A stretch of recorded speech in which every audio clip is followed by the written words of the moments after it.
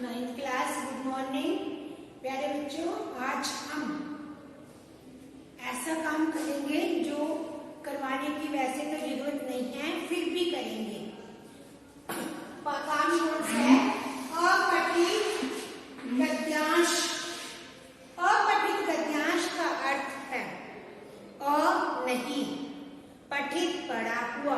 गद्यांश जैसे कोई पैराग्राफ, जैसे निबंध में, जीवनी में, रिपोर्ट में पैराग्राफ। और पद्यांश होता है कविता का भाग, गद्यांश होता है निबंध, जीवनी, लेख, संस्मरण आदि। तो प्यारे बच्चों, ये आप हमेशा, इसमें भी कई बच्चे बहुत गलतियां करते हैं, उनको पता नहीं चलता कि क्या पूछा गया है क्या नहीं। तो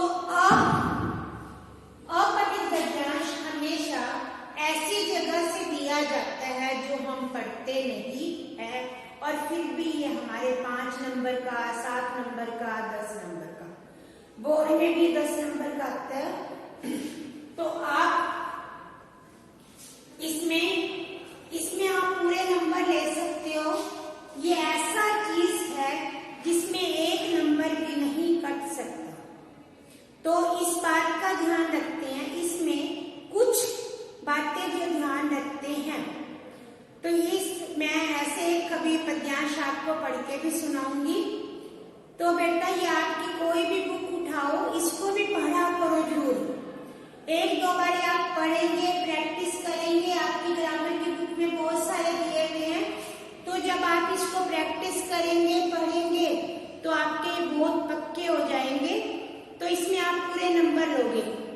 तो आज हम अपठित गद्यांश के बारे में सबसे पहले मैं आपको बताना चाहूंगी, जब आप गद्यांश पढ़ते हो, इस गद्यांश को पहले नहीं पढ़ना आपने।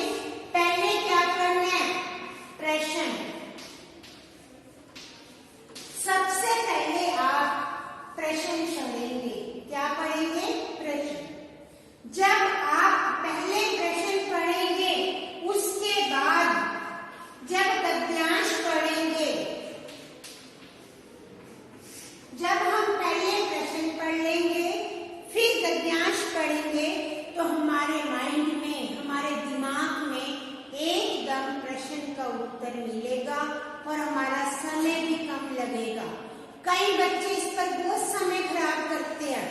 पहले गद्यांश पढ़ते रहेंगे, फिर प्रश्न पढ़ेंगे, फिर एक को ढूंढेंगे।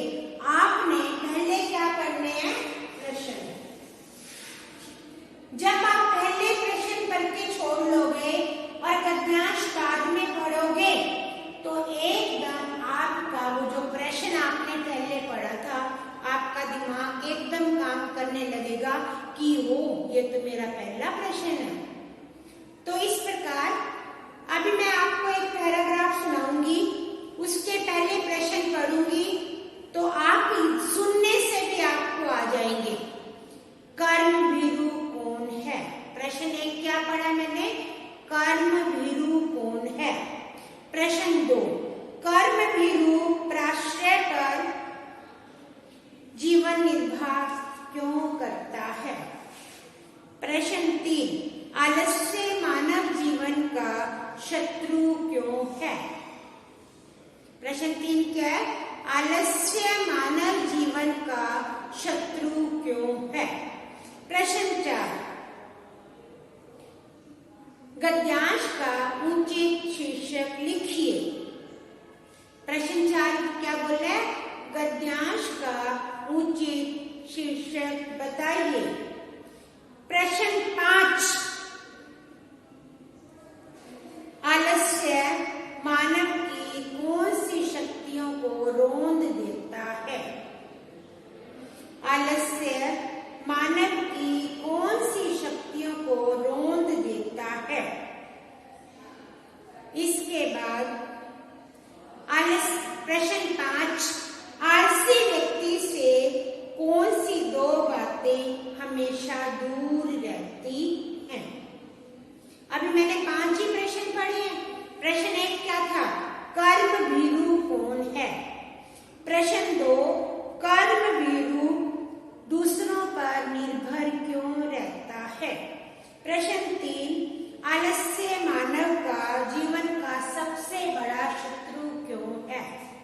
प्रश्न 4 गद्यांश का शीर्षक लिखिए। प्रश्न 5 2 ऐसी बातें लिखें जो आलसी व्यक्ति से हमेशा दूर रहती हैं। ठीक है, अब पद्यांश सुनेंगे। कर्मभीरु मनुष्य काम करने से डरता है, काम को देखकर भयभीत होता है। वह प्राश्रय पर अपना जीवन निर्भर करता है। स्वावलंबन और आत्मनिर्भरता उससे कोसों दूर खड़ी रहती है। न उसमें आह्वान की शक्ति होती है न आदर की। क्या आपने कभी सोचा है इस प्रकार के धर्मभीरु मानव के पुरुषार्थ और शक्ति को उससे छीन लिया। वह अकर्मण्य एवं बन बैठा। उदासी ने उसके जीवन में घर बना लिया। इन सब प्रश्नों का आप केवल एक ही उत्तर दे पाएंगे कि उसके सुनहरे जीवन को आलस्य रूपी कीटाणुओं ने खोखला कर दिया। आलस्य मानव जीवन का सबसे बड़ा शत्रु है, जो उसकी समस्त सृजनात्मक और रचनात्मक शक्तियों को छीनकर उसे मिट्टी का लोंदा बना देता है। अब सबसे पहला प्रश्न क्या था? धर्मभीरु कौन है? पहली लाइन में इसका उत्तर था धर्मभीरु काम से डरने, जो काम करने से डरता है वह धर्मभीरु होता है। अब एक प्रश्न क्या था? गद्यांश का शीर्षक। गद्यांश का शीर्षक क्या था? अकर्मण्यता, कर्मभीरु, आलस्य अभिशाप। इस प्रकार प्रश्न नंबर 4 आलस्य मानव का सबसे बड़ा शत्रु क्यों है? क्यों? क्योंकि वह मनुष्य की सभी शक्तियों को छीन लेता है। कौन सी शक्तियां? सृजनात्मक और रचनात्मक।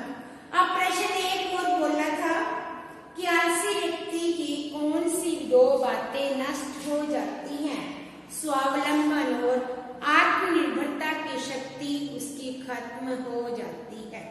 देखो, ये आपने जब पहले प्रश्न पढ़े तो इसमें आपको जब पद्यांश पढ़ा तो एकदम हमें प्रश्नों के उत्तर मिल गए। अब मान लो मैं पहले पैरा पढ़ने लग जाऊं और बाद में प्रश्न पढ़ूं तो मेरा टाइम भी वेस्ट होगा और मैं प्रश्नों के उत्तर ढूंढती रह जाऊंगी उसके बाद भी। तो प्यारे बच्चों, ये वाला भाग अपठित गद्यांश सबसे आसान कार्य है जो आपके फ्री के नंबर है। थोड़ा सा आपने एकाग्रचित्त होकर ध्यान से प्रश्नों को पढ़ना है। उसके बाद आप एक और तरीका कर सकते हो। जब प्रश्न आपने पढ़ लिए, जब गद्यांश पढ़ोगे तो पेपर में कई बार टीचर पेन से लिखा कहते हैं नक्कल लगा ली, तो ऐसा काम तो नहीं करोगे ना कोई टीचर आपको पकड़ ले। तो आप अपने हाथ में पेंसिल रखो और आप ऐसे छोटा सा लिख लो। मान लो 1 2 3 4, ताकि आपका दिखाई न दे। उसके बाद जब आपने 5 प्रश्नों के उत्तर कर लिए तो इसको क्या कर दो? रब कर दो। ठीक है, ताकि आप पकड़े भी ना जाओ और आपका काम भी अच्छा हो जाए। तो प्यारे बच्चों, आपकी ग्रामर की बुक में बहुत सारे गद्यांश दिए गए हैं। आप उनको, उनकी जो एक्सरसाइज है वो खुद ट्राई करेंगे। अपनी बुक में आप पेंसिल के साथ कर लेना, तो इससे आपकी प्रैक्टिस हो जाएगी। जब प्रैक्टिस हो जाएगी तो practice makes a man perfect. अभ्यास करने से निपुणता आती है। किसी भी कार्य को हम बार बार करते हैं, बार बार करने से उस कार्य में हम इतने निपुण हो जाते हैं कि वह हमें वैसे ही याद हो जाता है और हम अपना कार्य आसानी से कर सकते हैं। तो प्यारे बच्चों, आज हमने व्याकरण का विषय अपठित गद्यांश के बारे में समझा और आप अपना कार्य ध्यान से करेंगे, गलती नहीं करेंगे और अपनी बुक में ट्राई